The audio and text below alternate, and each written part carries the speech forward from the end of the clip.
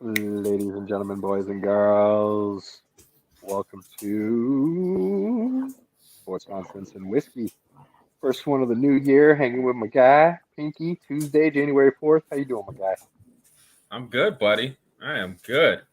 Um, Still Excellent. kind of getting back into the groove. Had to go to work for the last 2 days. Had to work a whole day. Um, it's been busy. Man, Yeah, not fun. I don't know what's going on. They didn't even let me ease into it. Just Yeah, boom. somebody special needs to go ahead and make this our job so that we don't have to go back to our 9 to 5s anymore. Right?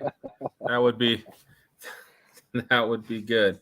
But until then, uh, we're just here for another weekend. Um, Man, it was a good weekend, man. It was a good weekend. Um, New Year's can be um, sometimes it's boring, sometimes it's good. We actually had a New Year's Eve party we got invited to. It was awesome. It was Nice. awesome.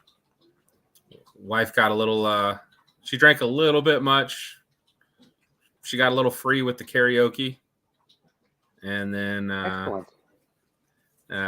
she may have slept most of Sunday. So My family was all in bed by 9, 9:30 mm, probably we at made the it to latest. 2 o'clock. Jake and I stayed up, watched the fireworks go off the peak from my back deck, and then we crashed. Those looked pretty awesome, man. It was pretty cool seeing those. Now I didn't realize they were doing them at 9 o'clock too. So I guess all the photographers and everybody that wanted a true photo op did the 9 o'clock fireworks. I guess apparently.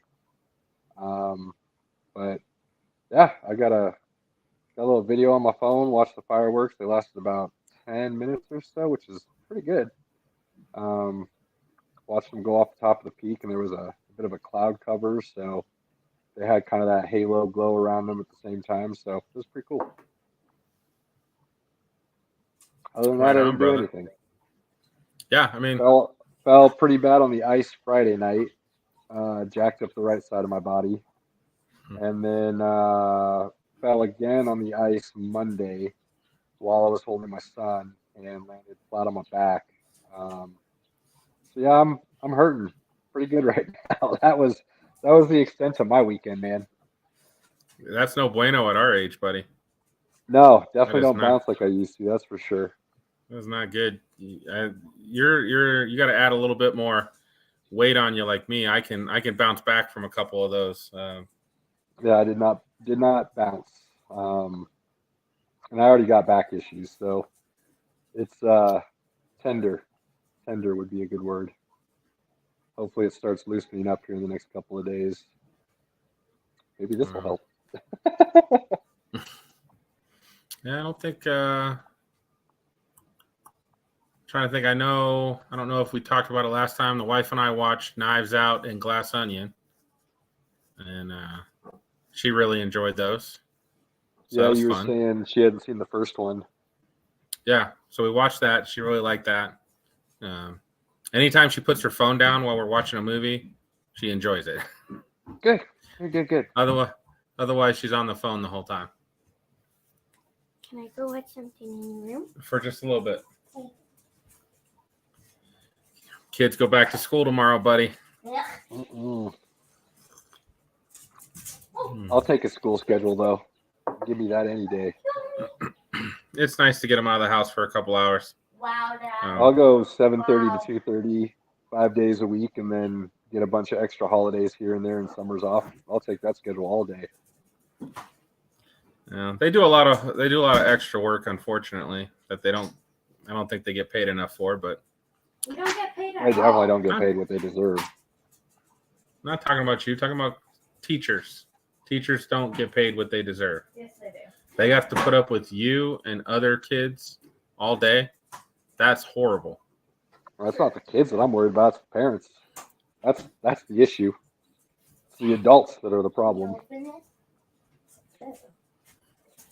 Oh, Well, I didn't have anything else go on this weekend, man. I didn't go see a movie. Thought about going to see Babylon, but I just didn't end up making it. Been It's a hearing 3-hour very mixed movie. reviews about that one. Looks good to me, but been hearing very mixed reviews. The idea looks good, but it's 3 hours long, and that's a big commitment, man. You go watch a movie for 3 hours in a movie theater, it's like half your day's gone. Yeah, I don't mind long movies, but I definitely, you know me, I'm not a big movie theater guy to begin with. So if it's going to be a 3-hour movie in a movie theater, I'm kind of dreading it. Not to mention I have a tiny bladder, so you know, trying to make it through 3 hours in a movie and not use the restroom is pretty much impossible. So then you're missing part of the movie, and yeah, not my thing. Movie theaters, bleh. I hear you on that. Our man Tuffle is back. I don't even know if I'm saying that right.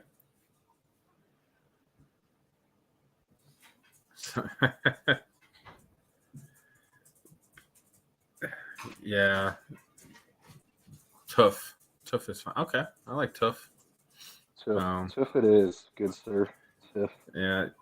I have to say I am just horribly scared of humidity. I can't take it. I just don't like it. What? Humidity. Oh, it's not fun. Humidity is like my kryptonite. Like, just drop me into somewhere humid and I'm like, I'm out. Yeah, it's not fun. It's people always tell me I don't know what humidity is, but man, I'll tell you, growing up in Nebraska, when you got a 90-degree day and 85% humidity, I feel like I definitely know what humidity is like. It's Bro, just once heavy, and as soon as you walk out the house, you're like already soaking wet. And so many it's like things you about cross it are- once you cross Hayes, Kansas, and cross that line of Hayes, Kansas, like you feel humidity, like you can tell. So it's terrible. yeah, humidity got into some. That's facts. Yeah, that's it does I'm gonna invade your have to, personal space. That's a good way of putting it. and it gets into places you never knew you had. Let's be Mhm. honest. Oh, you feel like you're already wearing dirty clothes, and like, yeah, there's just so many things about it that I hate. The only good thing about humidity that I've ever found, literally the only good thing I can think of, is swimming. Swimming when it's like 90 degrees and 85% humidity is great because you get out of the pool and you feel the same.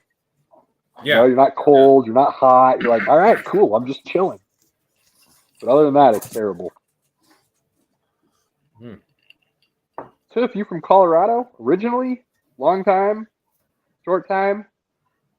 I've lived here since I was a little kid, but I'm originally from Nebraska, so that explains a lot of my personal takes. Oh, a native. You're one of those. Okay. All right. Good stuff. yeah. Some of us are natives, like this guy.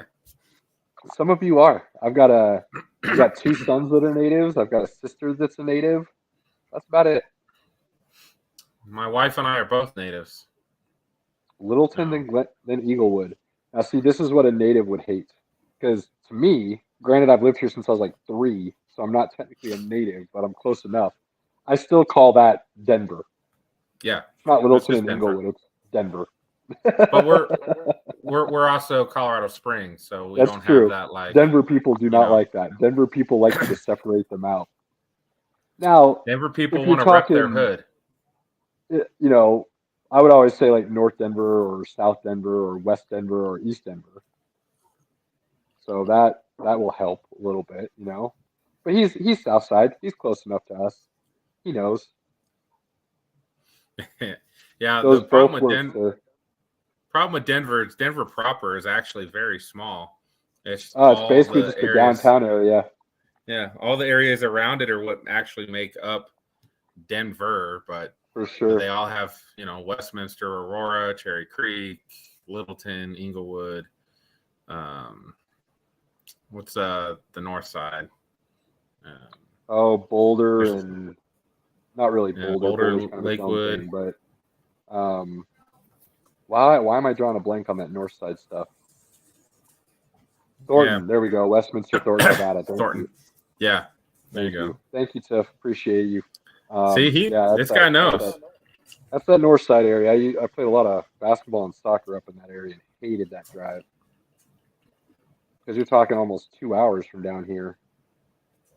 Awful. Easy. Awful. And it's without 2 hours traffic. because you're sitting in traffic the whole time. That's the terrible part.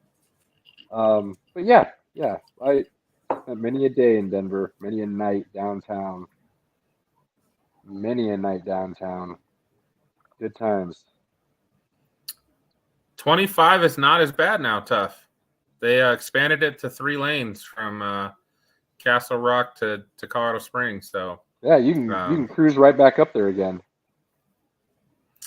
It is a pay lane they haven't activated the pay lane yet. They didn't. That wasn't the way the vote was supposed to go. It's the way the politicians decided to make it, which is, I guess par for the course. Yeah, it is nice. I get in that pay lane and boom, it's just people are flying 10 over. It's awesome. Yeah, just like it used to be. If you weren't doing 90 on your way to Denver in the fast lane, then you were causing a traffic jam. Yeah, got to get up and move. All right, my partner. Well, what happened in the world of sports this weekend? I don't know. You done reminiscing with Tuff already? We'll reminisce with him later. Tuff, you stick with us. Off season's great. We get crazy then. World of sports, man. There was a decent amount that happened, but I think we should go ahead and address the major event first, and then we can discuss football later in the show. But if you haven't heard, if you didn't see, if you haven't watched, I don't know where you've been, to be perfectly honest with you. But the Monday night game between the Bills and the Bengals ended in the first period with about 5 minutes remaining because a young man, Damar Hamlin, tackled T. Higgins, by all accounts what looked like a very average, normal football play, got up right after the tackle, and then immediately collapsed to the ground. It was said that it was cardiac arrest. His heart did stop. He, by all accounts, died on the field and was resuscitated. They managed to stabilize him enough by their standards to get him into the ambulance and get him to the medical clinic, Trauma One Medical Clinic that was 2 miles away from the stadium. Got him to the hospital, and from what I've heard, his heart then stopped again, and he was then resuscitated and revived a second time. He was then put under. It's probably not the best way to say it. I'm drawing a blank on the word I'm actually looking for. He's put in a medically induced coma. Yes. God, why am I drawing a blank on the word specifically? Intubated. Anyways, no, not intubated. Anyways. Well, they did do that, whatever that means. But. Yes, but he is medically induced coma. By all accounts, from what I've read and heard since then, he is making small but positive progress. Oxygen levels are increasing, but next couple of days are still very hit or miss, very critical to his long-term well-being. So, everybody has been, I think, very respectful of the situation from what I've seen and compared to situations in the past. A lot of prayers, a lot of thoughts, a lot of goodwill, good vibes, good words, all being sent his way and to his family. I won't lie, that hit me pretty hard Monday night. I am a huge sports guy, as anybody that listens to us or watches us or follows us knows. That is my thing. That's what a lot of people know me for.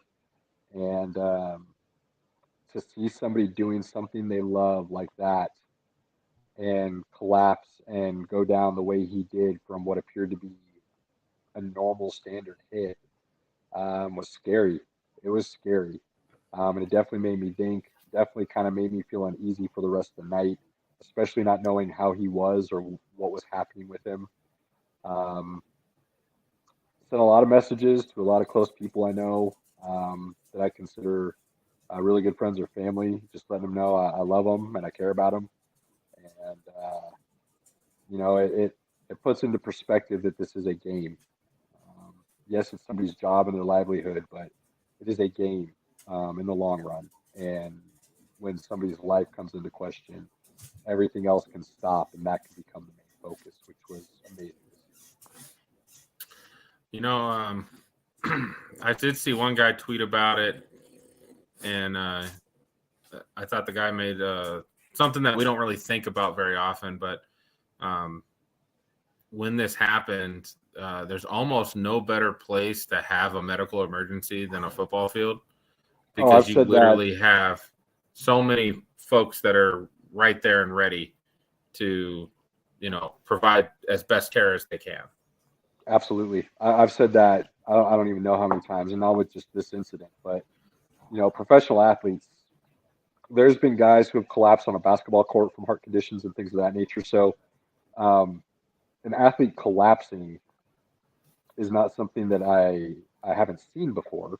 It's not fun to watch by any means, and it's scary. But when an athlete has something like that happen, the amount of resources that are available within a matter of seconds is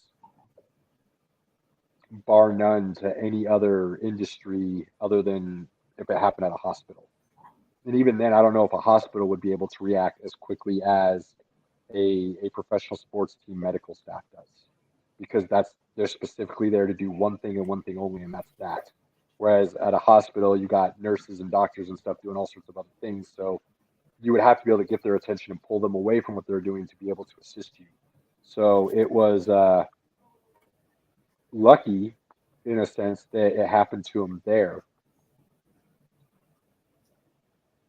Yeah, tough. I had my personal trainer started texting me right away, and he mentioned this is an actual medical condition called Komodo.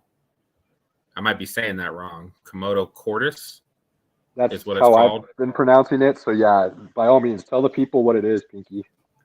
And it's just basically where it's a significant hit to the chest that basically stops your heartbeat.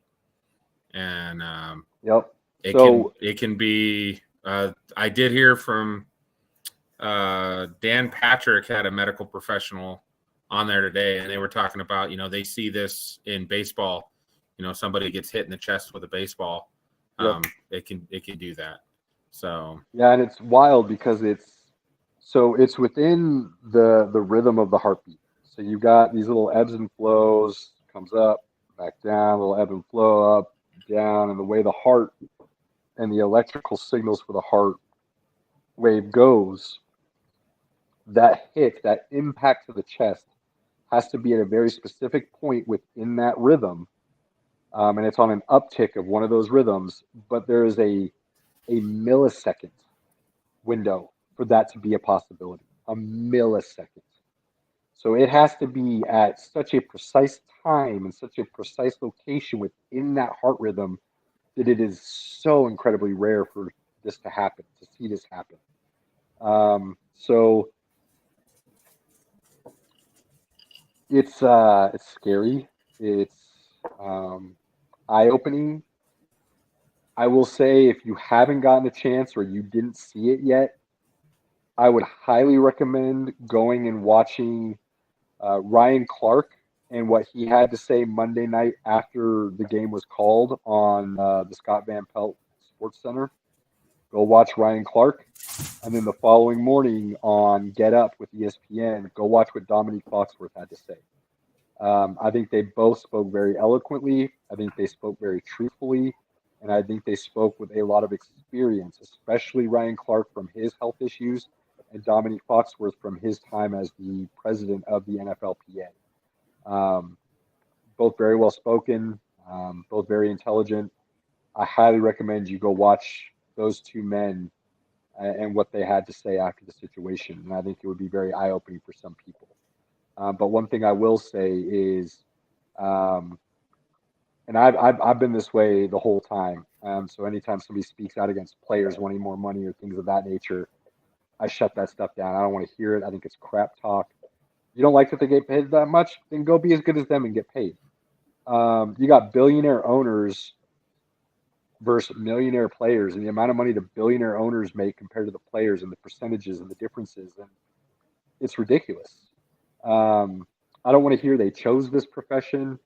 That doesn't lessen the impact of somebody's life being taken away for playing a game. I don't want to hear that you don't feel bad for them when they injure a knee or an elbow or their career's ended or CTE causes them issues after they've retired and they chose that way of life and this and that. Like that's such a weak argument that once somebody says that, I immediately tune them out and stop listening. Like it's pathetic. So if you're going to support them when they're on your fantasy team, you better support them when they're out there asking for more money or better health benefits or whatever else they're talking about, because it's not out of greed. It's deserved and it's owed to them because they earned it. That's my. I know the NFL. I know the NFL every so often when they go back to collective bargaining, the NFL tries to take away the players' health care, which makes no sense to me in any of the sports. Like they should receive health care, and especially any of their injuries after they're done playing. If it's correlated to them playing the sport, they should be receiving that for free. Like, I mean, let's be honest. Absolutely, you're incredibly correct, Kiki. Hands down. But let's be honest. How many NFL fans like Roger Goodell? If you had to put a percentage on it, what percent of NFL fans would you say like Roger Goodell? Well, I mean, if we're being honest, I don't think any fans really know what his job is. So most That's of them. That's not what I'm asking. That is besides the point. How many would you say like him? I couldn't even put a number on. Maybe 10%. Maybe. Yeah, I'm good with that. That might be generous. I would agree with that. Now here's the problem with that. The problem with that is they dislike Roger and then they go and they support their organization and their owners. Roger is the mouthpiece for those owners. So if something negative is being said about Roger Goodell, that's simply because he's getting paid $45 million a year to eat those words so that the owners don't have to look bad. Right. So from now on, if you're going to be mad at Roger Goodell, you better start being mad about the owners. You better start disliking the owners, and you better start realizing that these 32 men and women are incredibly greedy. They don't want to give up any of their money. They want to keep everything they have, and they could care less if these players get hurt. I think that's made very evident by the way that they've handled past negotiations. Now, I think they're able to separate a player on the field as a commodity to a player in the locker room as a human being. I think they do that. But bottom line is it's bottom dollar with those owners. So I would like to see more fans being more irate and more upset about the owners themselves than players and Roger Goodell. I think that's one of my biggest pet peeves. Toof, I actually do not dislike Roger Goodell. I think he does an amazing job with what he's given and what he has to do. I've met Roger the last 2 years. You've met him at the draft twice. I think he's a good dude based on everything I've seen and read. But he has a job where he's meant to be the evil face or the puppet for 32 other people so that they don't have to eat it. And if people would realize that and get their heads out of their asses and pay a little bit more attention to these negotiations and things that are really happening, I think they'd have a very different feeling about owners and organizations as a whole. I'm all for supporting your team. Ride or die, live with them through thick and thin and all of that. But start being honest with yourselves. The organizations have no more loyalty to a player than the player needs to have for that organization. It is a business. And loyalty has not existed since free agency started. And let's be honest, loyalty didn't exist before free agency. Players just weren't allowed to go to other teams because that was the way it was set up. So there was this old school mentality, and it's very similar to this baseball thinking it's some kind of gentleman's game and all their unwritten rules. It's old. It's played out. It hasn't evolved. And if you don't evolve, you will die. So there's a lot of evolution that needs to go on, especially within the fandoms of sports.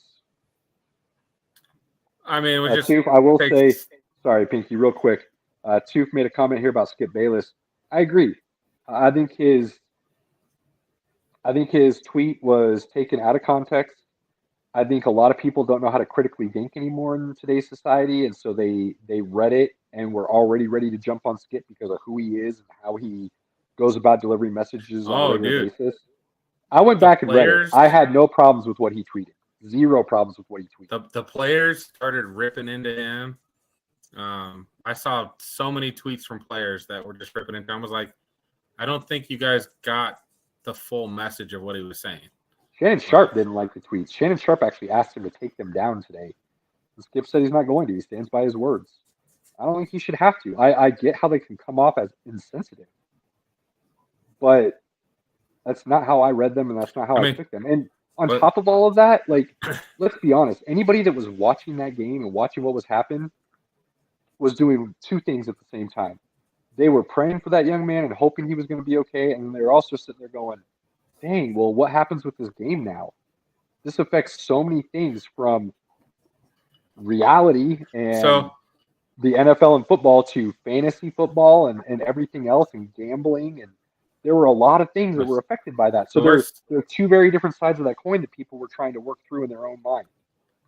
Yeah, the fact that this was like two of the top teams in the AFC, this is the first time since 1997 that two teams combined for 23 wins and were playing against each other. The last time was the 49ers and the Broncos in 97. So it's like a big game, and I think that kind of magnified it. If this was like, Texans Colts, who were both knocked out, it wouldn't have like that. People wouldn't have been thinking about like, oh, what are they going to do about this game? Like, no, definitely that would have because it wouldn't have mattered. I mean, reality is that wouldn't have mattered at all. Nobody would have cared. But there are implications of this game not being played now that can affect a lot of different things. They still haven't made their decision. If you're unwilling to talk about that, no, decisions haven't been made yet. And it makes sense why they haven't, because there are so many implications on the line for what that decision is. And if you I like my idea. What's your idea? My idea is basically you give them both a win in the win column, so they stay in the exact place they were before the game, and you don't play it. The Bills would still be number one. The Bengals would still be number 3 in seeding. They wouldn't lose any ground based on the game not being played. I get the thought process behind it. I don't like it, but to be honest with you, out of every scenario I could possibly think of in my own mind and everything that I've read, I haven't found one that I like. There is no good solution for this. There's no good outcome. I watched Chris Sims and Mike Florio talk about it, and they came up with a bunch of different things that they've heard, and they were just like, this one is the best of the worst options. He's like, because there are no good options. That's how I feel about everything. My feeling is the best of the worst options is you play week 18 because it's too late to postpone it now.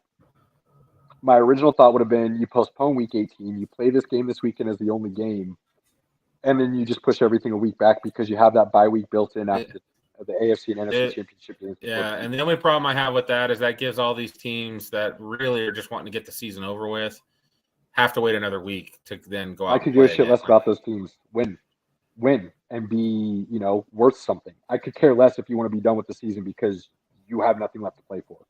That means nothing to me. Win then. Win and you would have had something to play for. So I don't want to hear that as an excuse.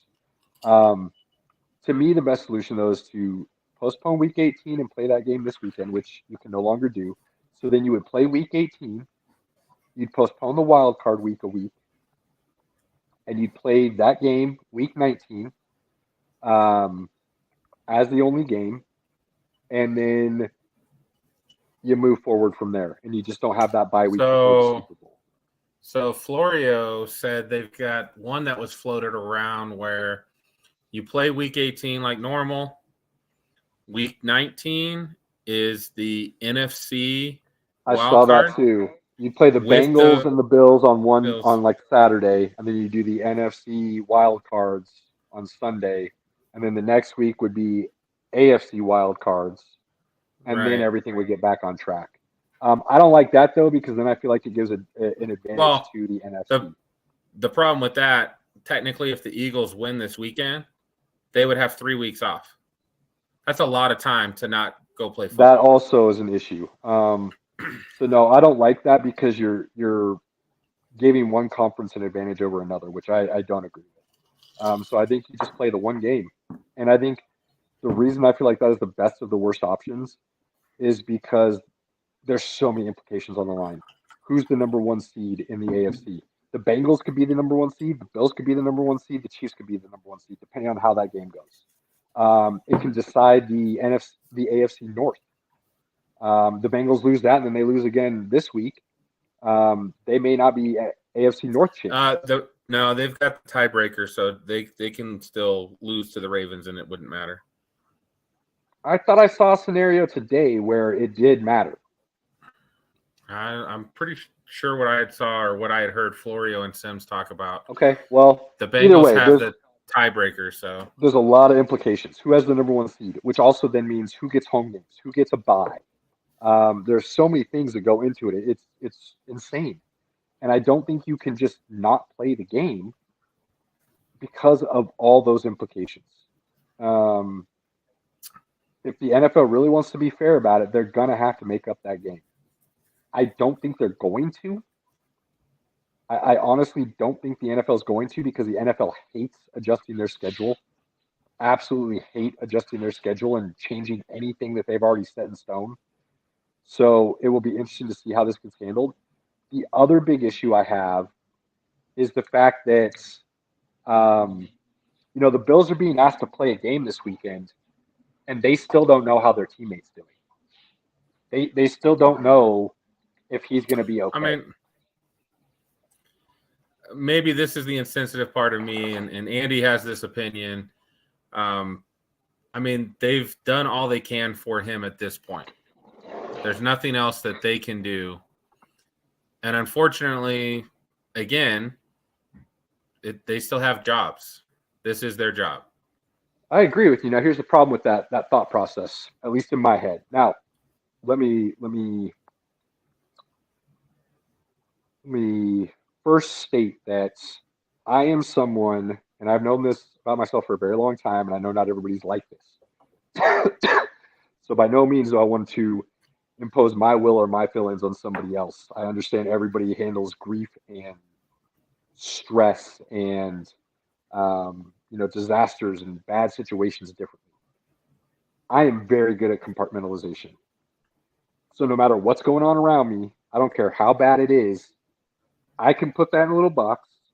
I can set it aside for however long I need to, and I can go play a basketball game. I can go play a round of golf and be able to focus on that and be able to do my best still. But I believe that's more rare than common. So the problem with saying, they've done all they can, there's nothing more they can do. You could have said the same thing Monday night. Once he was put on that ambulance, you could have said that same thing and that game could have resumed right away. You know what I mean? So I don't ever want to say this is how long somebody should be able to grieve or have to then be able to get their mind right and get back on the field. They watched their teammate collapse after making a football play. And now they're being asked to go back out there and do that same thing again without thinking about it so that they can be at their best. Seems like it would be hard for everyone to be able to do. I agree, man. I do. But again, at the end of the day, like, I guarantee you, if you were at work and you had a coworker collapse, like, they're probably going to give you that day off. They might give you the next day off. Depending on the company, but doubtful. But I guarantee you have to go back to work and do your job and You're right. compartmentalize. You're absolutely right. And again, that might be the insensitive part of how this works, but that is the reality. I don't think it's insensitive, Pinky. I don't need you. Well, like you said, I think putting everybody yourself does down. deal with they deal with Yeah. these things in their own way. And Some that's of us how, compartmentalize. that's how you feel. And I think there's a lot of other people that feel just like you do. I And don't I have no like the problem with idea that. that they have to. I don't like the idea that they have to go out there and they are, like, it's without a doubt, there are going to be people on that field that are thinking about what happens if that happened to me. Even as rare as this is, right? There Yep. are going to be those people. And unfortunately, that's something they have to deal with. And that could either rise their level of play, or it could, it could hurt their play based on that. But this is their job. And unfortunately, this is what makes the NFL a lot of money, and that's how they get paid. So they're going to have to, unfortunately, buck up and do their job. I agree. I think the NFL handled it as close to perfect as you could have on Monday night. I truly believe that. Yeah, I didn't people who mind were them. saying it took too long for the game to be postponed or called off or whatever. They don't understand the magnitude of what that means and all the different things that are involved in making that call and the amount of people that have to be involved in making that decision. Well, I think the fact that they were able to do it within an hour is pretty darn good. So I would say that to those people, I would say you're asking someone to make a decision on something for a situation that's never really happened. Agreed. Like, this hasn't happened for a player. Normally, a guy gets knocked out, guy gets injured. We may stop play, get them on the cart, make sure they're okay, get them away from the field so they can have actual medical treatment. And then, the game starts back up again. This case, the guy died on the field. Like, that's never happened before. So in that regard, the NFL had a lot of, like, let's talk to the Bills. Hey, how are you guys feeling? Talk to the Bengals. How are you guys feeling?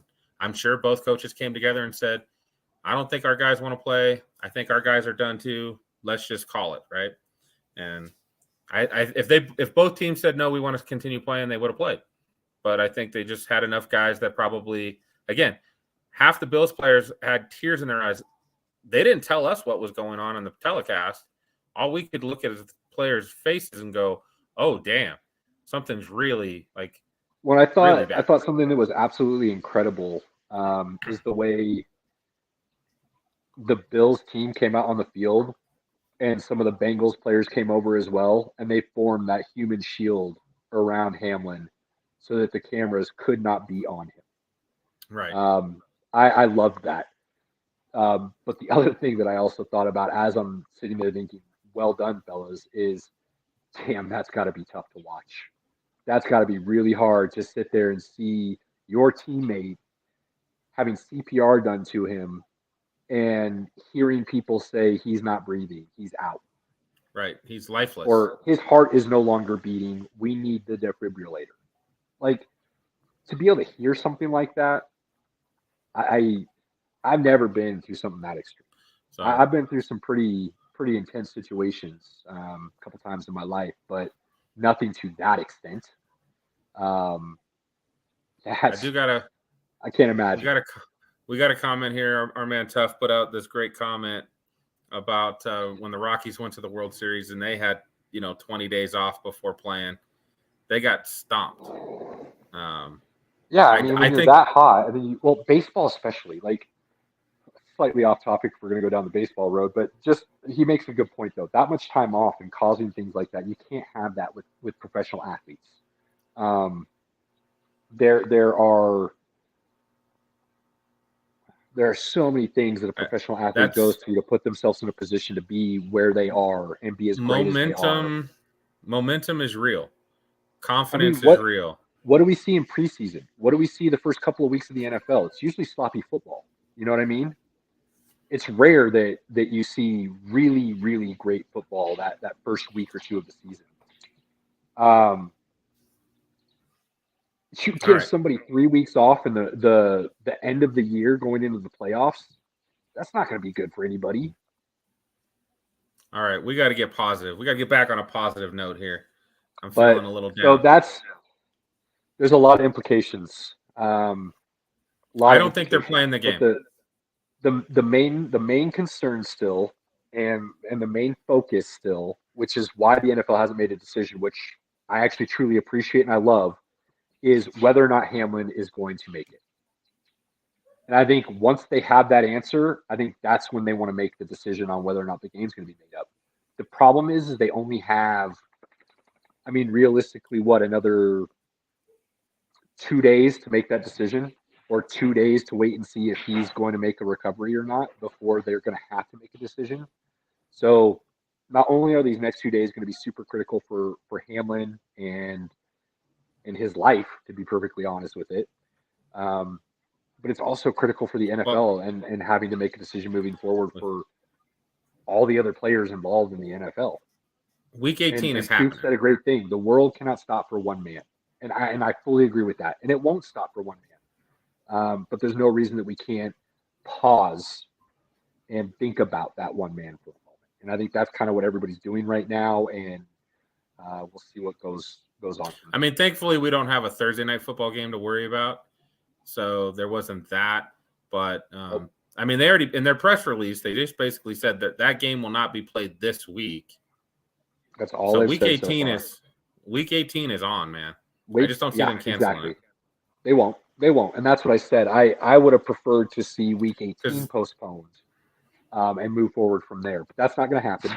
But I think they do want to get like half, there's multiple teams that are ready to shut it down. They'll keep those players healthy, fire coaches, start on down that path. And that's why I just don't think they're going to play this game. I don't think they're going to make it up. I think it's going to be a tie. I will say this. If the NFL makes the decision to not play the game based on the fact that there are other teams that won't be involved in the playoffs and those teams are ready to be done with the season, that would be the worst possible reason to make that decision.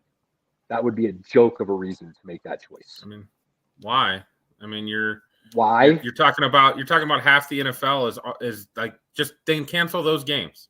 Like, those games don't really matter at this point. Some of them do, though, because some of those teams that don't matter are playing teams that do matter, and those have implications for seeding in the playoffs. But there's about 15 teams that don't matter at this point. So, but some of those teams really are playing teams that it does matter, Pinky. So I don't want to hear "let us go home" because we have nothing to play for. I don't give a shit. Play better, be better, do better. Like that. I hate that argument. Oh, there should be a run rule, or we should call the game because the other team's getting their ass beat too bad. Like, no, I don't want to hear that. Play better, be better. That's part of the game. It's called scoring to win. That's why the game was invented. Who scores the most? If you don't like somebody scoring, stop it. And if you can't stop it, then go do something to change it next time it happens. See, I don't mind that at all. But again, at the end of the day, I don't think that they need to hold up the rest of the league for this, this game. I think we are on very different sides of that coin. I understand where you're coming from, though, so I don't want to make it sound like I think it's a bad idea. I definitely understand where you're coming from. I just don't like it as a reason for or an excuse to not play this game. No good solutions, my man. You're right. Absolutely. I've been saying that the whole time. I'm glad mine. to hear that you were listening to Florio and everybody say the same thing. Like, what's going to be the best of a bad idea? They didn't come up with my idea, so they might not be thinking completely out of the box. But I like my idea best. That's me. What's your idea again? You just basically they both get a win. Yeah, why not give them both a loss? Well, you could do that by giving them a tie. It's basically the same thing. You either have two ways to handle it. You give them both a tie, which then they still lose their seeding, or you give them both a win, and they're still in the same place they were before the game played. Yeah, but they're still the problem 1, with 2, that, 3. Pinky, is while I understand what you're saying, the problem with that is that hurts the Bengals and it helps the Bills. In all honesty, if you give them both a tie, it helps the Chiefs and it hurts the Bills and the Bengals. So again, yeah, there's no if you give them both a win, it hurts the Bengals and the Chiefs, and it helps the Bills. So it's but you're right. There are no good solutions here. The only one to me that is somewhat okay is replaying the game. But the problem with that is that everything you talked about, which is teams are ready to be done. There's business to I be don't done. There's off season to be started, and there's just so I don't many think the moving parts here. NFL would want to like. There's a lot of emotion by playing that game as well. A lot of bad juju. Yeah, absolutely. And they might have to play again in the playoffs. So they very well might. Absolutely. Too, if I thought about winning percentage, the problem with that is because Kansas City has the same amount of losses as the Bills, but they'd have one more win. Kansas City would then be the 1 seed, even though Buffalo beat them. Which I could see the NFL just saying it is what it is. You both get a tie, and they might have to. They simply might have to. The Bills and Bills Nation are just going to have to deal with it. Bills Mafia is going to be pissed no matter what happens, probably. But I don't. The NFL, it's bad. It's just bad. It's a bad situation. The NFL does enjoy having Pat Mahomes at home, and he's the face of the NFL. So I know they won't mind that either. No. Too, for you, a Chiefs fan that grew up in Denver? Yeah. Because we are not all fine with it running through Arrowhead. Oh, man. Yeah. God, Andy might drop. This guy was on a good roll, and now he's losing points again with me. Andy might drop in here in a little bit. So he's our chief, all right. Big Chief fan. Chief, let me ask you this. Who's your college team? College football. Who's your college football team? Because this is going to determine if you get any more airtime. It's definitely not. This guy is my hero. Why? Because he likes watching horrible football for the last 20 years? No, he knows what true champions are. You get that? You got that too? You got that, buddy? That's where it's at, my man. Well, any points he lost for being a KC fan were tenfold regained when he immediately said he's a Nebraska fan. So we're good. Nebraska wouldn't rub me the wrong way, except for every year when you say they're going places. And then they do exactly what they always do. Nothing. Look, I've been very open about the fact that hope springs eternal with me. Every year I see hope and optimism. But I think I've been pretty good about being realistic about the situation as the season goes on too, where I will openly talk about the flaws and how they're not going to go anywhere now. I like to think that I'm pretty objective about that stuff as the season moves along. But to start the season, I'm subjective. Subjective that Nebraska is going to be good. I do like Fear talking about Montana and Elway. Montana's a dick too, by the way. So I met Montana. He's not really a good guy.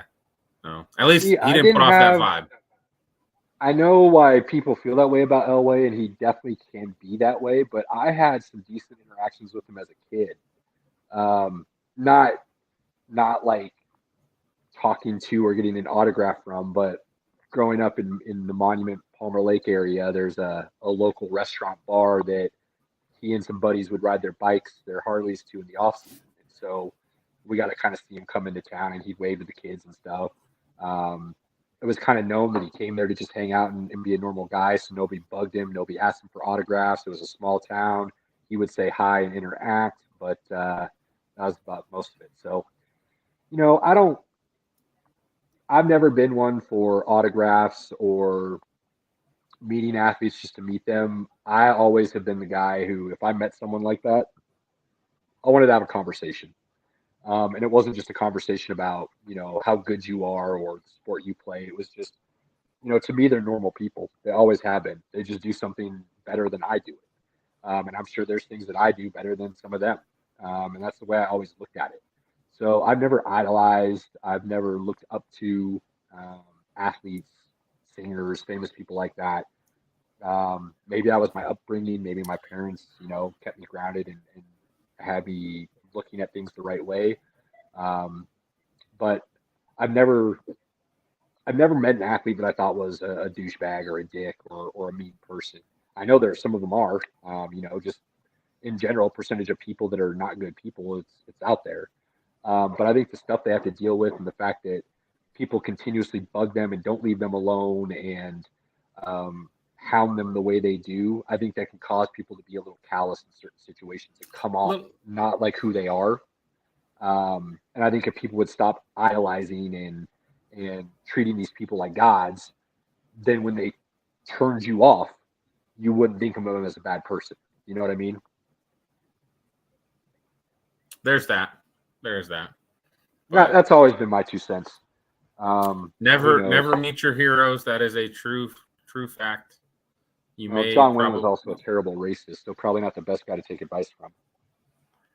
no, he's probably not the and also you know, a womanizer probably, and a lot of other Times, man. things. But Times in history doesn't always make it right, but it does put perspective into the situations. I mean, he matched his timeline. So, world was a different place. So, all right, well that's that was the big.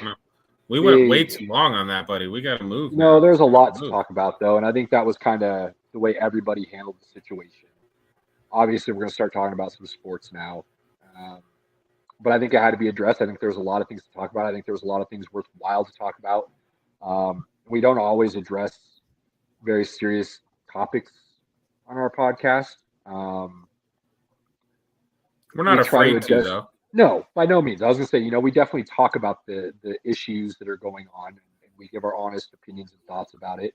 But it's not very often something this serious comes up where it's not somebody being a terrible person or somebody doing something really bad to somebody else. This was a life and death situation that was nobody's fault, and there was nothing anybody could do to prevent it. And I think that's why it hits so many people so hard, and why it's so worth taking the time to speak about.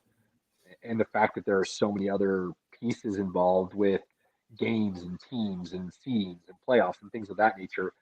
I think it was well owed its due amount of time.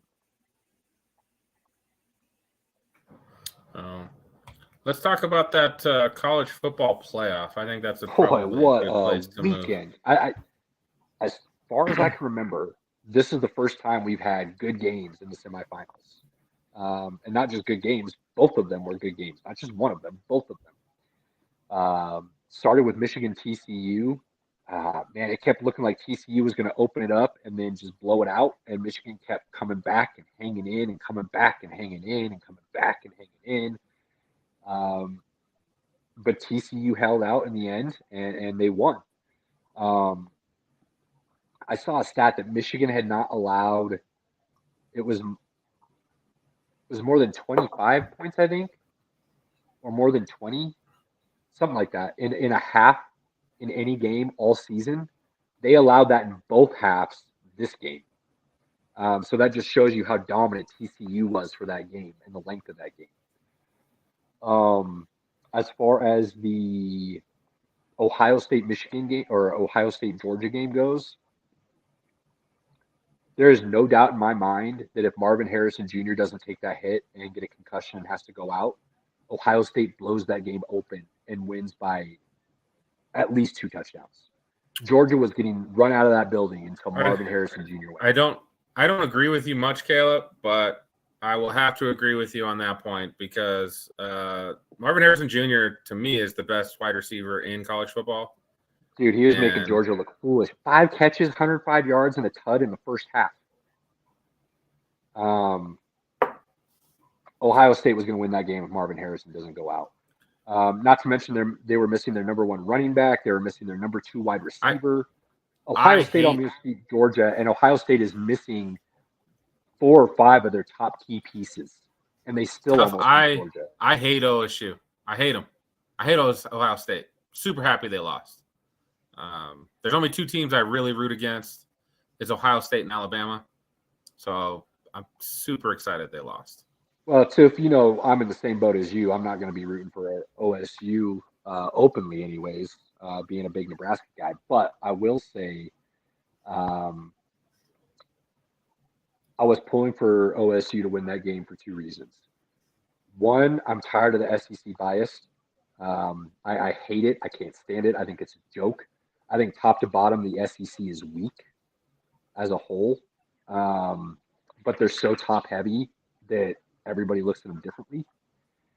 I also was rooting for OSU because how do I say this the best way? Make it make sense. I felt like they were the more explosive team, I guess is the best way I can put it.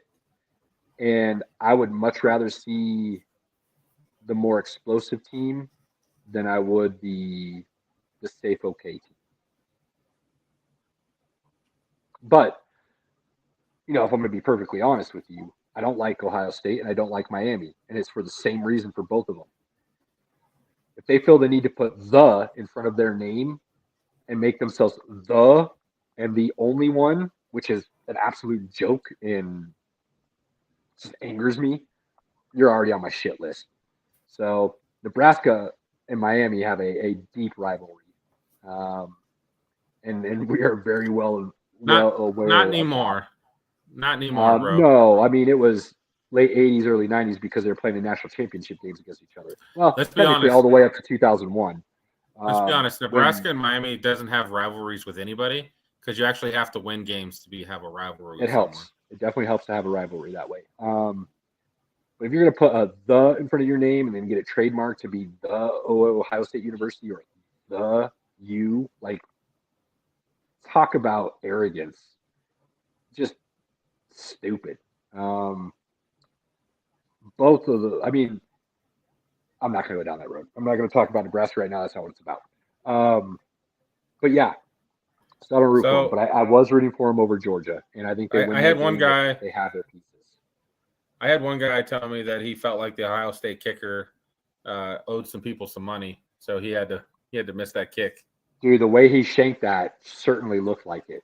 I mean, that was a straight duck hook left, man. That wasn't even close. Now, he did as not I started hit that breaking true. that film down and stuff, he stepped too closely with his plant foot. It looked like his steps were off.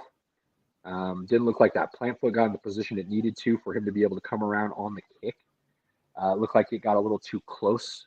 In my personal opinion, it looked like that plant foot got a little too close for the ball, and that's why his hips came around. That ball went flying left.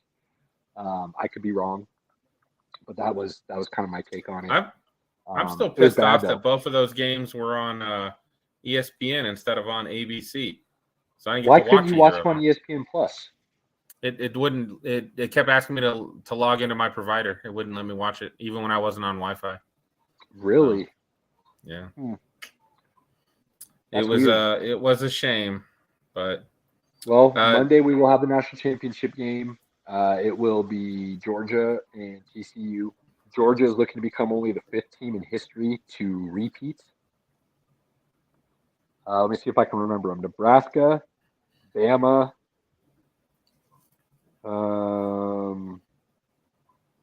you talking about since the bowl? No, like in the history. Just I should say the common era. Because if you go back too far, you're going to run into the Notre Dames and the Navies and things of that nature. That's not the common era. That's not kind of where these records are kept for all intents and purposes with college football. So we'll call it the modern era. There are only 4 teams that have repeated.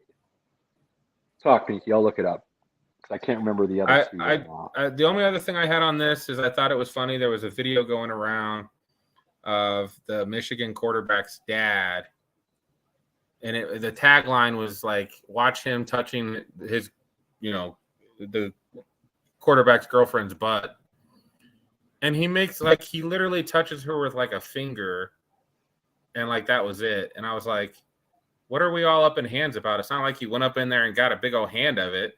He just accidentally, or possibly didn't accidentally, just touch her with his finger. I didn't get what the whole uproar on the tweet was all about. So I don't know if you saw that or not, but it was out there. I did not see that. It was out there and gaining steam, and it was pretty lame. So here we go. We've got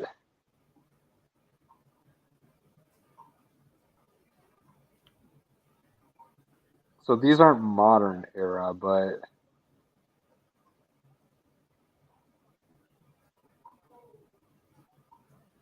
oh shit.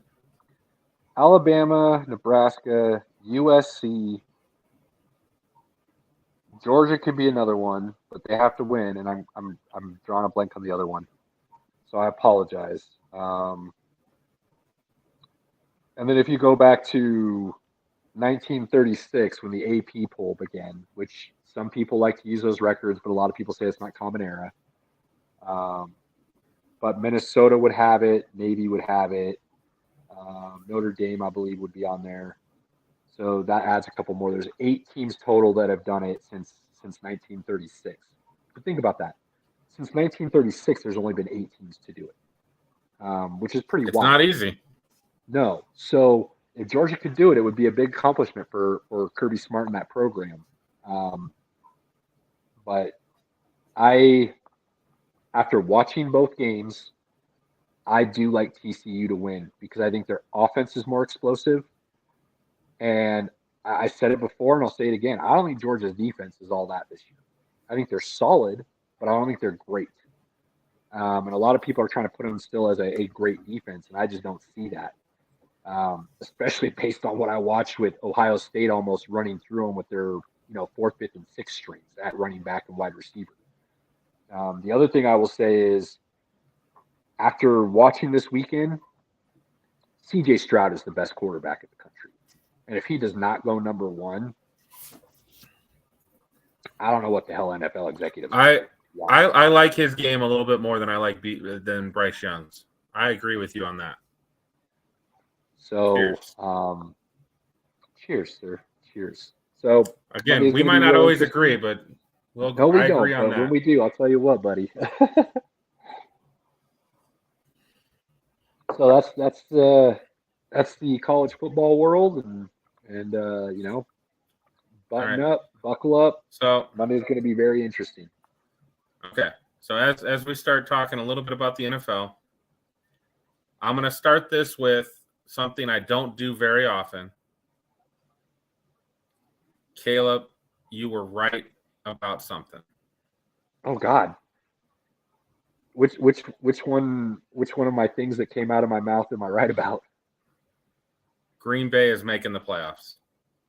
Oh, you got them beating Detroit, huh?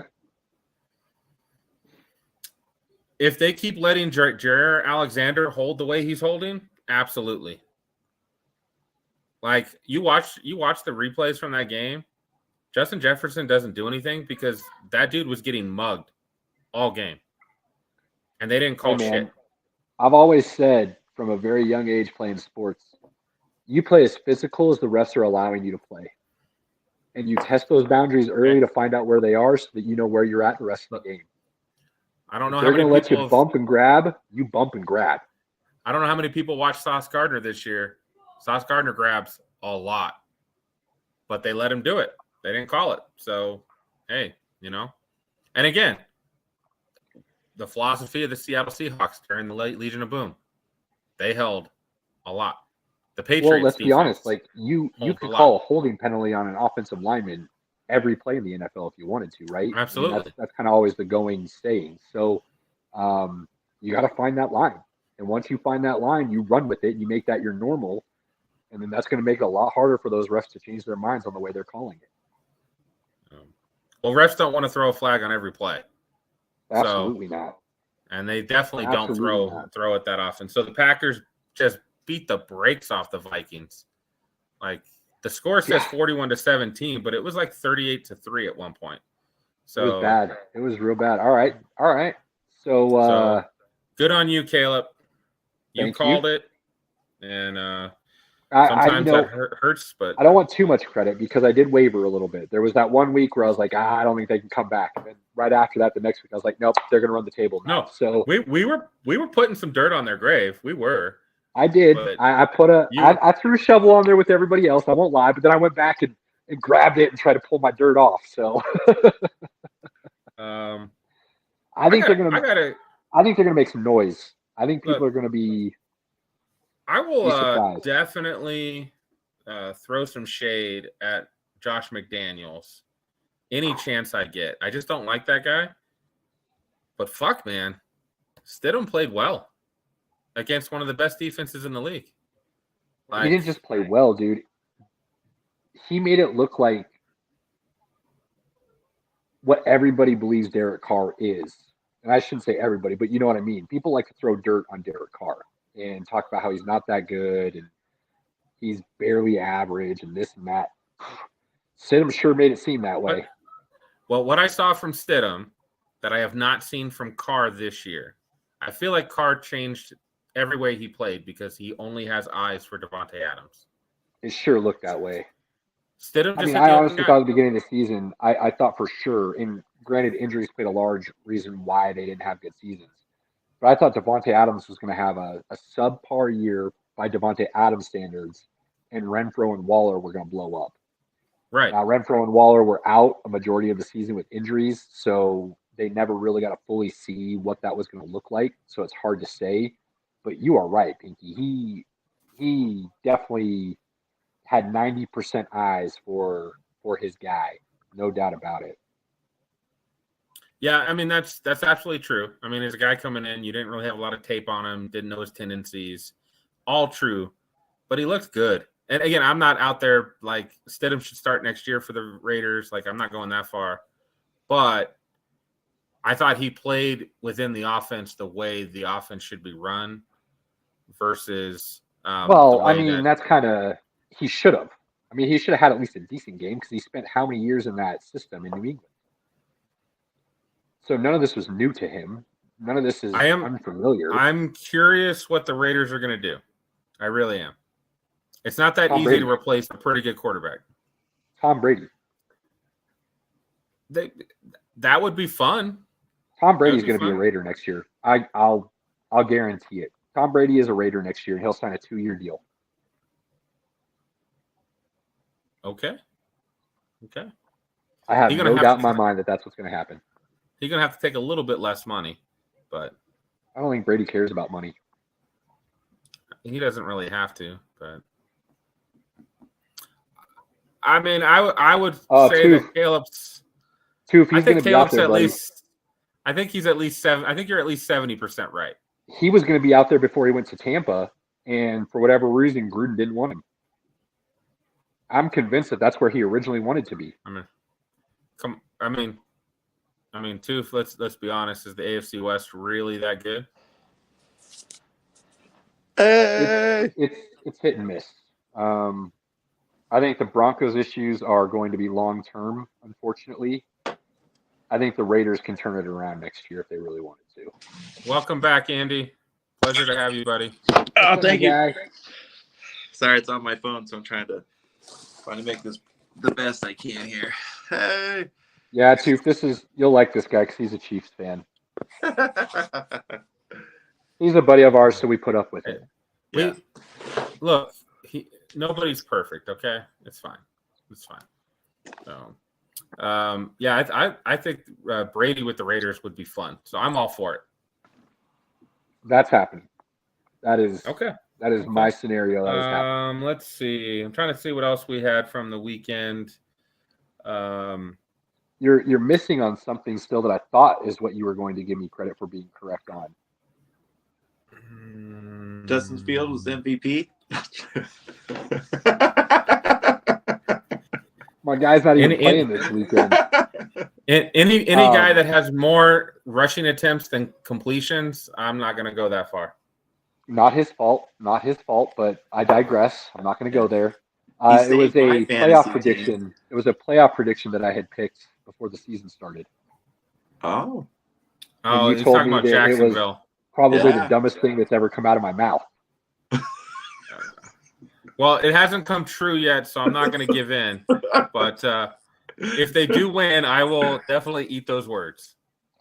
I also heard today, and I haven't looked into it yet, so maybe one of you can clarify this for me, but I heard that there is still a way Jacksonville could get into the playoffs even if they lose to Tennessee.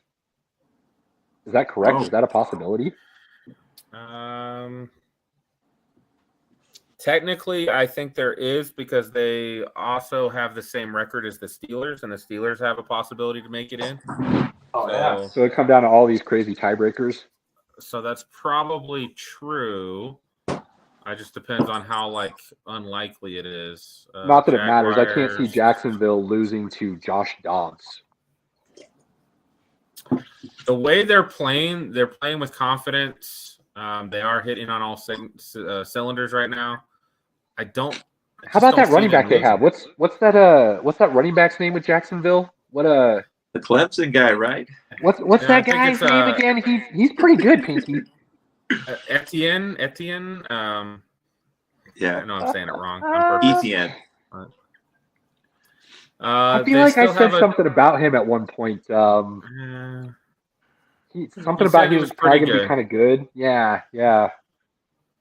You may have I said think I that. might have said something about him being better than Najee Harris at the same time. Yeah, he's looking pretty I good mean, right now. I don't know if we can say that definitively, since Najee Harris has literally the worst I O-line in the league. wouldn't be mad at anybody for saying that's still not proven because Najee doesn't have an offensive line. I think competent Najee offensive plays coordinator, pretty but- hard with what he has, because that O-line is really bad. You know, if you want to say they're equal and you pick your poison, that's fine. I'm just saying I always said my poison was going to be Etienne. I feel like there's a reason that was, and I feel like he's finally showing everybody why I felt that way. If you want to take your cup of tea, maybe Najee Harris probably more of a bruiser, more of a get you the tough yards. Etienne absolutely more explosive than probably half the backs in the league. Yeah. So if you're looking for that guy that can take it 60, he can get you 2 yards, 5 yards, 3 yards. Didn't you have like 10 carries for like 150 yards and a touchdown, and they're like, "Hey, we're gonna pull you. We're gonna let you rest now." Yeah, jackass. I was playing against them in fantasy, so it was great they pulled him. Yeah, All right, so, Jacksonville makes the playoffs. If they lose, if the Bills beat the Patriots, the Jets beat the Dolphins, and the Browns beat the Steelers. Okay. I feel like we need to start in the offseason with we need to put up a big board of Caleb's takes or what Pinky considers outlandish things Caleb said, and keep track of these, because I feel like this year especially I'm gonna be like 9 for 10 on these. Just start scratching them off. I don't know. I don't know if your percentage isn't that good. I feel like this year it is. It's at least 60 to 70. I'll give you that, but it ain't that. I feel like it's pretty good. Do you guys remember me talking about running backs and talking about how I like Zonovan Knight, and then he didn't even get drafted, did he? No. Nope. And Nope, I told you guys. He's showing why he should have had an opportunity, but Yeah. at the same time he's not better than Behind Breece Hall. No. Yeah, he's not better than Breece He's Hall. still going to be a backup. Yeah. But But he carried the load, getting over 100 yards a He game. did. He was doing it. he did look pretty good. The Jets are still saying they're riding with Zach Wilson, which is mind blowing to me. Yeah. That's They're crazy. just I guess they saying kind of that, don't have bro. a chance. They don't really have a choice though, considering they No, spent Mike the is hurt. pick on him. Dude, they're just saying that. They're not going to run. I don't think they are, Pinky. I think Robert Saleh, when Bro. he says something, I think he means it. I No. don't think he's a coach speak kind of guy. I think they will be all about that. You give me Jimmy G, you give me Derek Carr, you give me an actual competent quarterback, and let's roll. Like, they're not staying with Zach Wilson. Before this year, I would have said you're probably right. After this year, I think everybody's looking at that going, I don't want to be the next Indianapolis Colts. Bro, there's no way that they keep Zach Wilson. There's not. It's not. It's not gonna happen. This is the kicker about Zach Wilson that would be so hard for them to let go and dump and run on. One, they spent a second overall pick on him. Two, he has shown some flashes. Yeah. Not consistently by any means, but he has shown some flashes that his ceiling is higher than a lot of other guys. But And I don't think he has it right here. I think he has doesn't it this here, year. Oh, absolutely. and he's You're got absolutely it in his right, legs, Pinky. but he doesn't have it here or here. You're absolutely right. Now, the question is going to be, is that this season, did something happen along the way where he lost all self-confidence? He doesn't believe in himself, whatever you want to call it, and they can correct that in the offseason and get him back to playing at a high level. I've don't watched know. a good amount of his games, and I don't see it. I just don't. I never saw it. I think it was a wasted draft pick when he was coming out of college. Andy and I both know. You go back and watch his college tape, the only thing he showed was one throw, in my opinion. They got him that pick. Was he I BYU? didn't see- Was he BYU? Yeah. Yeah. Okay, that's what I thought. Yeah, I was gonna say yeah. There wasn't. Yeah. I never saw a lot out of him from BYU, especially considering he played against lesser competition a lot of the time. Yeah. I never saw him just absolutely dominate or look spectacular. Where I was like, oh yeah, that dude's got something. I never saw that in him. So what's happening doesn't completely surprise me. What blows my mind still to this day, and I will die on this stake, Pinky, you know it. Nobody other than Trevor Lawrence should have been picked ahead of Justin Fields. And even then, I said I would have picked Fields over Lawrence. That was my decision. Yeah. But how anybody had a higher grade on anybody else, it was Trevor Lawrence, Justin Fields, 1A, 1B. Right there, equal picks. You take your poison. That's how I felt about him. Everybody else was a few levels behind them. And I think that's starting to be proven out. Definitely, man. I mean, honestly, if I'm the Patriots, I would have kept playing Zappy. I would not have been playing Mac Jones. That dude showed that he could push the ball downfield at least, which Mac Jones refuses to do. And then Mac Jones comes out publicly and says, well, they're not calling plays for me to throw it downfield. Well, you're telling me they're calling different plays for Bailey Zappy? Because and then I mean, Lance had as- plenty of potential, but he hadn't played football in 500 days. Now we're going to be going on 900 days from the last time he played football. So who knows what his career will look like. I know. He's in a tough spot, too. All right, let's see. What else we got? Yeah, Brock Purdy is now the starting quarterback for the San Francisco Giants going forward. That's how tough of a spot he's in. Yep. Yeah, that Brock Purdy, again, I don't see anything special. Just he hits the open guy. He's not. You see anything special putting with the Tom ball- Brady? Not his first 4 or 5 years. No, No. not really. No. And guess what? His first 4 or 5 are the same as his last 30. He gets the ball to the right spot. That's why Tom Brady's so good.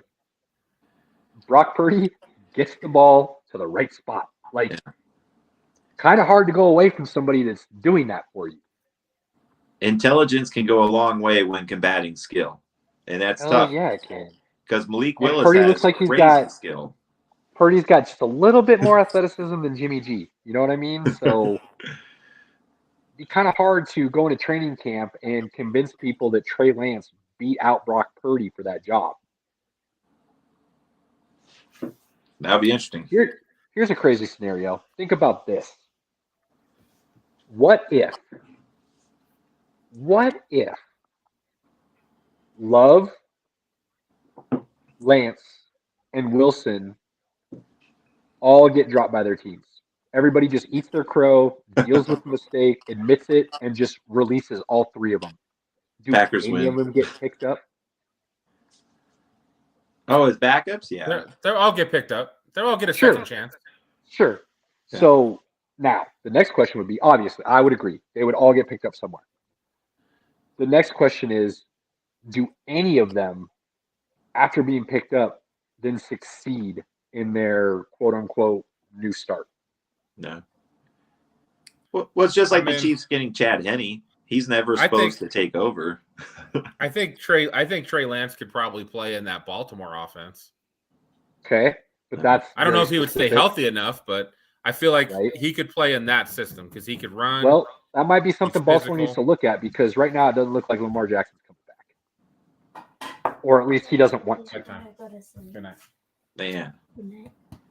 So that would be interesting as well. Good night, Andy. Good night, Harmony. Good night. So So is that why Um, he's been slow to come back? I didn't hear anything on that. no, he.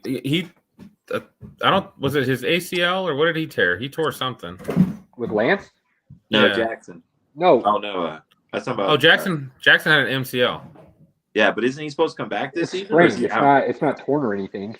No, It's the same thing that happened to him last year, basically. Jesus. Yeah. So, whether he plays again I'm this year still or on not, the I don't point. know. I'm not giving Lamar Jackson $250 million. I'm just not doing it. John So- Harbaugh doesn't sound, everything I've heard from John Harbaugh in the last couple of days doesn't sound very convinced that Lamar Jackson's playing for him again this year. I think he'll play. I don't think he'll play well, but I think he'll play. That's would I pay Lamar Jackson? Yeah, I think I would. I would. I absolutely think I would, because if you gave him the same amount of weapons that some of these great quarterbacks have, I think he would do the same elite things. Yeah, I don't see him being able to get the ball out on time in enough to feed those mouths if he had them all. But I don't think Lamar Jackson is a guy I want to spend $250 on when I know his game. A lot of his game has to be with him being the fastest guy on the field. I guess the kicker for me is the fact that the dude's never played with a number one wide receiver. Yeah, that's an interesting point. Here's a question: are the Bengals better with Joe Burrow at quarterback, or if they had Lamar Jackson? Because that's the best receiving core right now there is. Hayden Hurst, Tyler Boyd, T. Higgins, Jamar Chase, Joe Mixon. That's ridiculous. An interesting question, Andy. And I think they're so opposite in the way they play the game. Yeah. Burrow doesn't even like to run. Like, no, he's a pocket guy. That dude hates to run. He can, but he hates it. Like, he wants to be in the pocket. He wants to sling it, and a lot of it's on time. Obviously, that's not what Lamar is going to do. But then you take all of those weapons that Cincinnati has, and then you add Lamar Jackson, and the defense has to worry about those weapons and what Lamar can do with his legs. I feel like the end result would be half dozen the other. It would just be getting there two very different ways. Yeah. Or do you think? That's a great question. I think if you drop Lamar on that roster, could they make a Super Bowl? Absolutely. I absolutely know that they could do that. Is that a guy that you want to pin your 5 to 10 year success on? Correct. I'm not in that basket. I would not go that way. But I think for 1 year you put him on that squad with those weapons, could he really do a lot of crazy cool things and get you to a Super Bowl and win it? Absolutely. He's just not a guy I think about it, there's a couple teams. I think Lamar Jackson with San Francisco would be insanely interesting to watch. Yeah. Well, mine would be Miami. If you put him with Hill and Waddle. I don't think he gets the ball on time like that, though. Like, he's that running game. Yeah, but one of the things that especially Tyreek Hill does so well that he just gets open in the Chiefs is he loves the street after ball. The route's over and he has to make something happen out of nowhere kind of stuff. He's all about that. You know what I mean? Yeah. That's what him and Patrick Mahomes lived on. Correct. So yeah, him and Lamar Jackson doing that together could be pretty scary too. And again, when you're throwing to Hill, it's not pinpoint throws. You're just throwing to the open guy because Hill will beat his guy. So you just got to get the ball down the field. Yep, absolutely. Absolutely. That's interesting. So, Pinky, you say that with Lamar Jackson, you paying Tua? Well, I don't have to pay Tua $250 million. So, yeah, I'm sure I'm okay with that. Okay, but, would you pay Tua 2? Because he's going to command probably close to that at least. I mean, Tua right now, from what I've seen, especially with the injury history, you're looking at. I don't mind giving him 30 to 35, but I'm not giving him more than that. Yeah, what's tough about Tua right now is I'm not worried about the injury history as a whole. I'm very specifically worried about these concussions now. Correct. And is he getting to the point now where a regular hit can cause a concussion? Oh yeah, because he's getting into that area of. He's a pretty small. He's a small frame guy. Like these are. Oh yeah, there's no meat for him to take a hit. But you look at the last game he played. The second half, he said he was seeing double. Well, my concern now isn't, but he kept himself in. So if as a coach, I can't trust you to tell me when you're hurt, I can't trust my staff to tell me when you're hurt. I don't know how you could be my quarterback. Yeah, but let's be honest. After everything that's happened, Tua did that team a favor probably because it was only going to go downhill if Teddy or Thompson came in. Well, Teddy goes out double was still their best option. Teddy Bridgewater has found the life hack for the NFL. You throw the ball twice, get injured, you get paid the full season. It is the best system in the world. Teddy Bridgewater has made every NFL team a fool. Like, he is a brilliant man. I think Tua before the concussion started being a concern, he was playing at a top 5 quarterback. Oh yeah, he was being phenomenal. The way they had the offense, but again, McDaniel made the offense for him. Why is it so crazy when these offensive coordinators play off their guys' talent instead of telling them to play what they want? And it's just hysterical every time we see. What do I always say about the NFL, Pinky? What do I always say about the NFL and talent? Yeah, girls with round holes and square pegs. Yeah. Yeah, I'm right, man. The NFL is notorious for it. Now, this new wave of coaching coming in that's coming out of specifically the Shanahan tree. Oh, we'll change that. When you really look at it, it is the Shanahan tree. Yep. It is really starting to go, oh, you mean you can put a square peg in a square slot and a round peg in a round hole? Like, you could do that? Like, that's okay? Yeah. And I forget. All of a sudden, you're seeing all these dudes that were supposed to be talented actually show that they're talented. Whoa, what a concept. Well, you guys had in one of your other podcasts, you brought up the point, how many teams go to the Super Bowl and win with truly elite quarterbacks, and how many are just given great weapons and a great defense? So when you guys look at that, just like you're saying with the 49ers look vicious. Brock Purdy's not scaring anybody, but Deebo Samuel's pretty damn good. CMC's pretty damn good. That defense is pretty damn good. So Kittle's pretty damn good. Like, the problem teams are going to have is you have to be able to stop the 49ers from running the football. Yeah. To then be able to sit your guys at 10 to 15 yards and be able to stop Brock Purdy from throwing to the ball, you know, to wide open guys. Yep. But you have to stop the run in order to do that. And you know what the 49ers are? Hard to do. The 49ers are the Tennessee Titans with wide receiver options. Yeah. So, look how good Tannehill looked when they had good wide receivers. Yeah, I think I am very much under the impression, and I've never changed this thought since I can remember. You want to win the NFL, you have a dominant run game. Yeah. I don't want to hear this, well, it's a passing league now, and this and that. And nah, man. The teams that win consistently in the NFL still can run the ball. Pinky and I agree. The only exception to that, in my opinion, right now, because they've got a proven record of it, is Kansas City. Yeah. Well, Andy Reid's never ran the ball well. I mean, but we agree. I don't agree with that, Andy, because when he had a couple different running backs in Philadelphia, ask Dave. He had 1,000-yard rushers. Shady McCoy and what was it, Brian Mitchell? No, but it's never been about how many yards they run for. It's that consistency of continuing to run versus just deciding to throw the ball because you can. Yeah. And when he would turn it off and start throwing the ball, that's when he would get in trouble.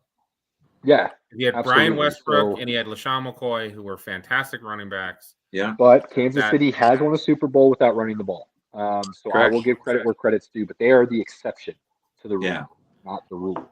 And there was a lot of luck in that too. Like, as a Kansas City fan, I'd love to say, oh, we went in there and dominated the 49ers. No, I think the next Super Bowl we proved we didn't dominate them because we got made to look silly. Then we played the Bengals, got made to look silly. So that's where, as a Chiefs fan, that's why, like, right now I'm not feeling comfortable or confident about anything because I think any team can come into KC and beat us. I think we can lose to any team because, I mean, just think, if the Broncos played the Chiefs every game this season, your offense is averaging over 30 points a game. That's insane. That's it. But that's what it is. But that's a true fact. Now, how, as a Kansas City fan, am I supposed to sit here and be like, woo, we're number one? Oh, that's so terrible, Andy. I don't need you to bring it up a stat like that. But that's the truth of it. Not good. The Texans look Russell great Wilson against only us. has 13 touchdowns passing. Yeah. 13 touchdowns passing. He has 6 against the Chiefs. Yeah. Oh, it's 6? I thought it was 5, 6. Yeah. Oh, I went down it. Yeah. And he had 2 running. I mean, that's the thing is so funny is, but that's our defense, right? And we're supposed to go into the playoffs playing the best of the league and be like, we're fine. All's going to be good. Look, part of the reason when we did our records, part of the reason we had Casey actually missing out on the playoffs, and we still had him at like 10-7 or 11-6, something like that. I think it was 10-7. But we had him missing out on the playoffs because, one, we thought their schedule was really tough. And so they're going to struggle in a couple of these games. Yeah. They did that. However, some of the competition we thought there was going to be competition turned out to not be competition. And so they were able to get a couple extra wins that we didn't necessarily see them getting. Yeah. And to answer the comment the guy just posted, that is a good comment. I don't think we play down to competition. Andy Reid pulls plays. So Andy Reid will go super vanilla. The only problem that scared me in these games wasn't that we went vanilla. It was that at the end of the game, when we needed to turn it back on, we couldn't. And that was the scary part. So Andy Reid, just like with the Bengals, guess what? In the playoffs, we've got the lead. Guess what Andy Reid starts doing? He starts pulling plays again. He's done this all the time. He's done like crazy. Then we get into a spot where we can't come back and we lose. He's done it all season. I mean, this is the thing Chiefs fans forget too. Andy Reid, when he first started playing, lost play calling capabilities. They were taken from him. He lost it the first 4 years straight because he was ruining the team calling the plays. So I love Andy Reid. Got no beef with the guy. He's been phenomenal. I love my Chiefies. But we got to be honest with it. Kansas City to win. My mind is still blown that Ronald Jones didn't touch the field. Yeah. My mind is still blown that you're not giving Pacheco 18 to 20 touches a game. But if McKinnon's looked good, so don't get me wrong. McKinnon has looked good. So I wouldn't pull his touches anymore the way he looked. But you had some weapons there to help alleviate the pressure on your offense and your quarterback. You didn't use them. And I would love to know the reasons for that. I would be. I've told Darren every year, only thing I'd ever want as a Chiefs fan is just to sit there when they sit down and plan out our strategies, just to be in the room. Just to sit there and be like, no, don't do that. No. And they're like, dude, MVS, this guy, fuck yeah. And I'm like, no, not MVS, not MVS.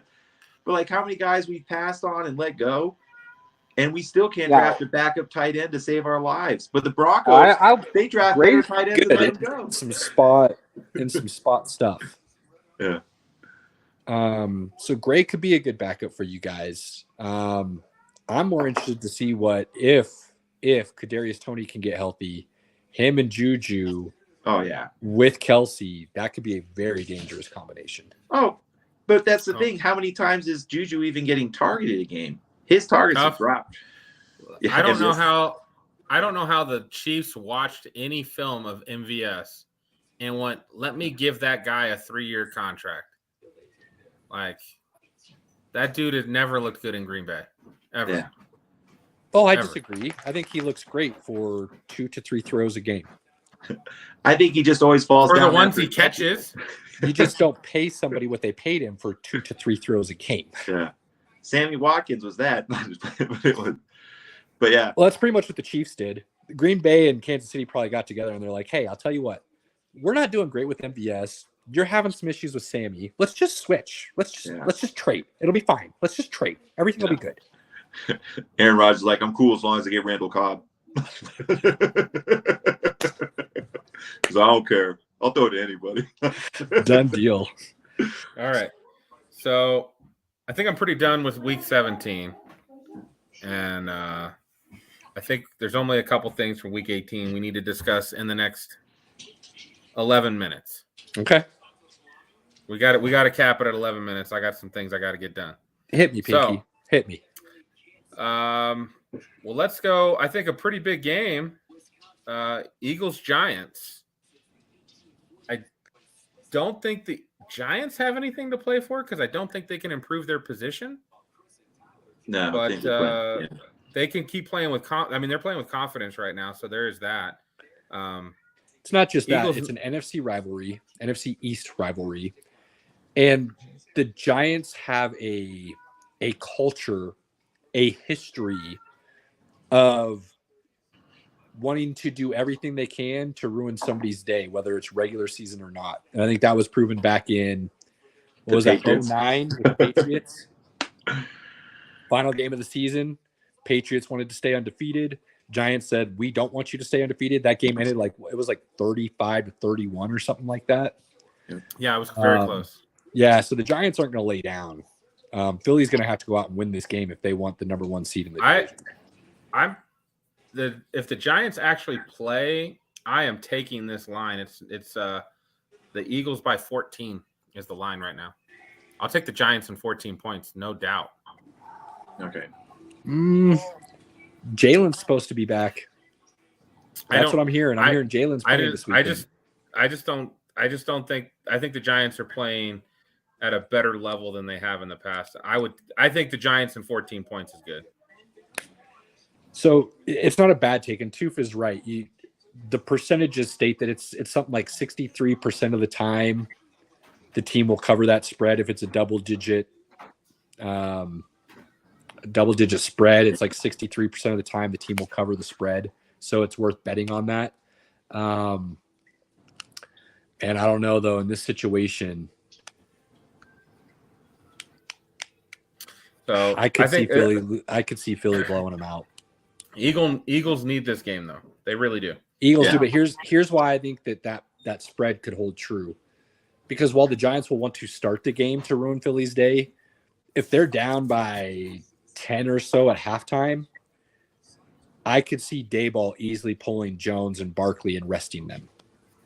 Because like you said, they don't have anything to play for. So if they're already down at halftime, there's no reason to put your guys at risk. In which case, Philly could start running away with it. Philly needs this game because the Cowboys are going to murder the Commanders. Like murder. Sam Howell's starting. Oh, yeah. It's Ron. Washington needs to get rid of everybody in the organization except for the players. So I know you're down on Ron Rivera, and I don't think he's a great coach either, but he's at least been kind of that stabilizing factor. Like they've gotten better while he's I been said there. he was worth bringing in as a head coach to help put the organization on the right path. I do not think he's somebody you want to keep around to evaluate talent or actually win games. The amount of talent in Washington that is being wasted right now is insane. Oh, that defense! Oh my god, dude! So, got to talk about. There's a couple big games. Patriots and Bills is a pretty big game. Because Patriots win and they're in. Plain and simple, they win and they're in. Bills are still playing for a number 1 seed. Yeah. So ish. They should be playing for number 1. All technical purposes, as of right now, because we don't know what's happening with Monday night's game, they are still playing for a 1 seed. So they have to win that game. I think Bills make Bill Belichick and the Patriots look foolish, and they send them home. I would be insanely cool. I just wouldn't. I mean, the Patriots, I think any given Sunday can definitely beat any team in the NFL. No. So I wouldn't want to. No. I think they could. I do not agree with that at all. I think Bill Belichick could frustrate teams with the scheme and win in the playoffs. Defensively, they could stay in games. I don't see them any given Sunday being able to beat anybody in the NFL. I mean, that offense is trash. But you know they can run the ball on almost anybody. Their run schemes are good enough to run the ball on anybody. So I don't think it's outlandish to say that they could beat any team. I mean, if it was me, I would just put 8 in the box every single play, and no, Mac Jones isn't going to run away from anybody, and you destroy them. Like, I don't know why everybody doesn't just blitz every play. That's what I would be doing. With what they have on offense right now, I don't know why they're 8-8. They run the football. That's why, right? And they play good defense for the most part. So again, it's not outlandish. Well, they've also had a pretty weak schedule comparatively to other years. I mean, this year's the first year they've had the Bills are good, the Dolphins are good, the Jets are good. And yeah, I mean, they got the Dolphins without Tua. You know, they have lucked out in a lot of their wins this year. All right, Ravens Bengals. I mean, the Bengals should win that going away. They definitely should. I have no faith in the Ravens now. I've watched a lot of Ravens games, and I am not. Huntley has not played as well as I expected him to. He's played bad. Yeah. He went from the end of last season. I was saying teams need to be looking to trade for him. There's a couple teams I said that should be trading for him as their number 1 guy. I am nowhere close to that. Now we've got Saturday and Sunday games, and most of the Saturday games are like, yeah, if this team wins or loses, that doesn't really affect anything. The Jags and the Titans are Saturday night, so they're the only game on Saturday night. So that's pretty fun. There are 4 teams this weekend that win and they're in, that are playing for a win and you're in. 2 of them are playing in the same game. That's crazy. So you got the Packers and the Lions, Either team Yep. wins and they're in. That's the last game of the weekend, Sunday night. Yep, that was the flex game. You've got Jacksonville, and is there 5 teams? Because it's Green Bay. Maybe Detroit isn't one of the win in your ins. Is Detroit winning your in?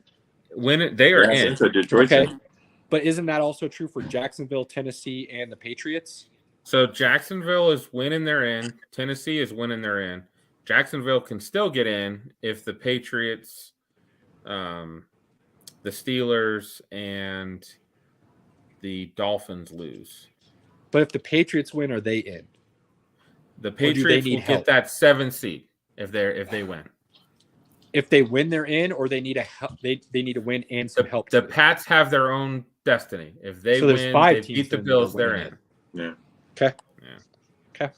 So that is an interesting one. The rest of the games are pretty much like no real outcome there. Two, but- that is absolutely untrue, and that's a never statement. Yeah, we will never say that. Never. Patriots can lose all day, every day, and I will never care. I will never That's root for the Patriots, regardless of whether or not it helps my team. Oh, if they Toof, beat the that's- Bills. That's Toof, that's your worst comment of the last hour and 40 minutes. It's okay. You were Toof. doing I hope so they beat well. the Bills too. Yeah, he kind of started off all right, and then he went quickly downhill after saying he lived in Colorado and was a Chiefs fan, and then all of that was Good. forgiven as soon as he said he was a Husker fan. So he was doing really well, really well. Points left and right for this guy. I get it. I get it. He wants the Chiefs to get the number 1 seed.